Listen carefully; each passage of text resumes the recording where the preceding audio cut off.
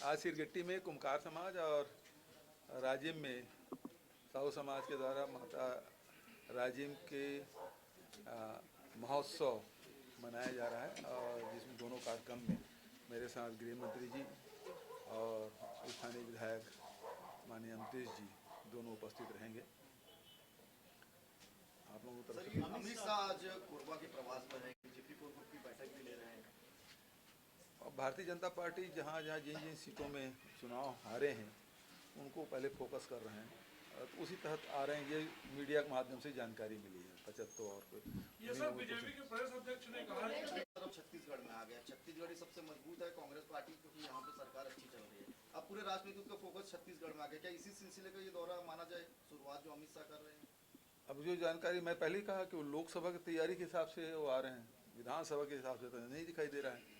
Bharatiya Janata party और दूसरे उनके आनुषंगिक संगठन जरूर प्रदेश के हिसाब से उन्होंने फोकस किया है और उन्होंने दो मुद्दे जो उनके बहुत प्रिय मुद्दे हैं, धर्मांतरण और सांप्रदायिकता, उसी को लेके चल रहे हैं और उसकी उनमें मास्टरी है।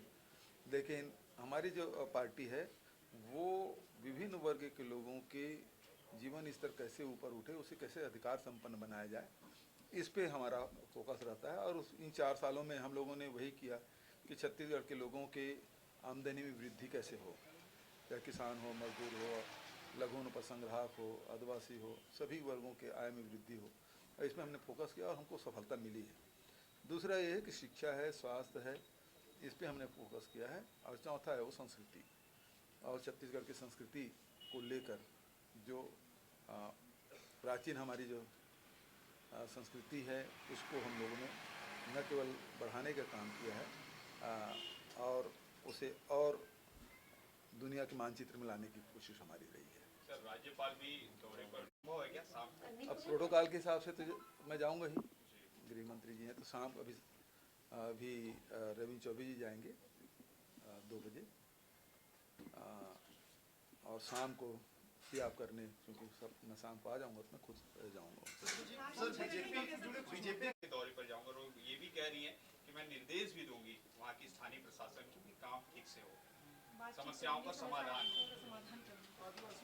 सर, ऐसा लगता है कि क्या आप लोगों की तरफ से जो निर्देश दिया जा रहा है वो नहीं हो रहा? अब राज्यपाल जाएंगे तो निर्देश देंगे तो काम हो जाएगा?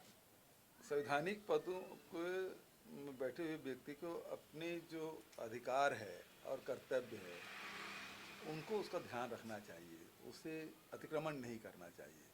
अभी जैसे राज्यपाल जी ने अतिक्रमण किया, राज्य सरकार से 10 सवाल पूछ रहे हैं, ये उनके अधिकार क्षेत्र के बाहर है। विधानसभा से जो बिल पारित हुआ है उसे हस्ताक्षर करना चाहिए, वापस लौटाना चाहिए। कर्नाटक में अब 61% की सुनाई दे रहा है, 56 तो पहले था, अब 61 भी करने वाले हैं।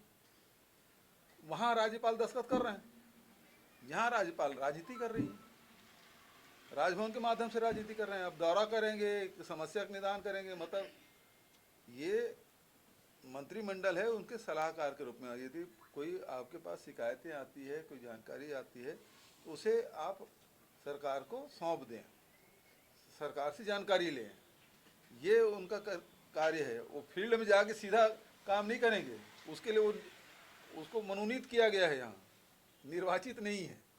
और निर्वाचित जनप्रतिनिधियों का दायित्व है कि इन समस्याओं के, जनता की जो समस्या है उसके निदान करने का काम करें। तो कार्यपालिका अलग है, विधायिका अलग है, न्यायपालिका कार्य बटा हुआ है, संविधान के दायरे में रह के सबको काम करना है। तो ये राष्ट्रपति के प्रतिनिधि के रूप में यहाँ हैं और उनका फील्ड में सीधा ये काम नहीं हुआ, वो काम नहीं हुआ, ये करने का नहीं है। यदि आपके पास कोई जानकारी आती है तो जरूर उसके बारे में जानकारी लें राज्य सरकार से। माइनिंग ब्लॉक में पिछले 1 साल में 12 का 12 भर्ती हो चुके हैं जी। पहले ऐसा नहीं। देखिए, जो राज्य की संपदा है उसमें आम जनता का अधिकार है। पिछले सरकारों में, पिछले समय भी खदान था, छत्तीसगढ़ बना उसके पहले भी खदानें थी, कोल ब्लॉक थे, आयरन ओर थे और बॉक्साइट थे, डोलोमाइट है, वो सबके यहाँ है छत्तीसगढ़ में, मिनरल की कोई कमी नहीं है। और उसी राजस्व को लेकर पिछली सरकार ने बड़े बड़े बिल्डिंग बनाए, मतलब ठेकेदारों के लिए, बड़े लोगों के लिए काम करते रहे। हमारे पास जो संसाधन आए उसको आम जनता के लिए, मजदूरों के लिए, किसानों के लिए, महिलाओं के लिए, आदिवासियों के लिए ये सारी योजना बनाए, वितरण किए समाज में। और यही कारण है कि हमारे जो वित्तीय प्रबंधन है, हम लोगों ने कर्जा नहीं लिया। पिछली सरकार मध्य प्रदेश में देख लीजिए कितने कर्जे लिए। हमारा वित्तीय प्रबंधन इसलिए बेहतर है। ये सर जो आरक्षण का पेच फंसा हुआ है इस अब देखिए, कुछ दिन इंतजार करिए, हम लोग भी देख रहे हैं, कोई रास्ता निकलेगा। क्या कुछ कहना चाहेंगे? बिल्कुल ये कहना चाहूँगा, अपने अधिकार के प्रति सजग रहना चाहिए। और हम युवाओं के लिए ये सारी योजनाएं लाए हैं, भर्तियां कर रहे हैं लगातार, पहले भी भर्तियां करते रहे, चाहे स्वास्थ्य विभाग हो, शिक्षा विभाग हो, गृह विभाग हो, सब विभागों में हम लोगों ने भर्तियां की और आगे भी करना चाहते हैं। उनको अधिकार, न केवल सरकारी नौकरी की बात है, बल्कि अब तो कॉलेज के एडमिशन भी इससे प्रभावित हो रहा है। राज्य सरकार पूरी तरह सजग है और इसीलिए तत्काल हमने विशेष सत्र बुलाया।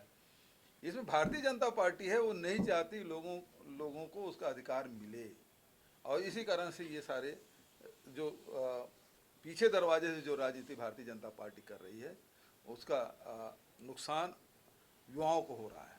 किस तरह से सर पार पाएंगे? नागापंथ के लोग, चाहे ठंड हो, गर्मी हो, बरसात हो, निर्वस्त्र रहते हैं। दिगंबर जैन मुनि देखो,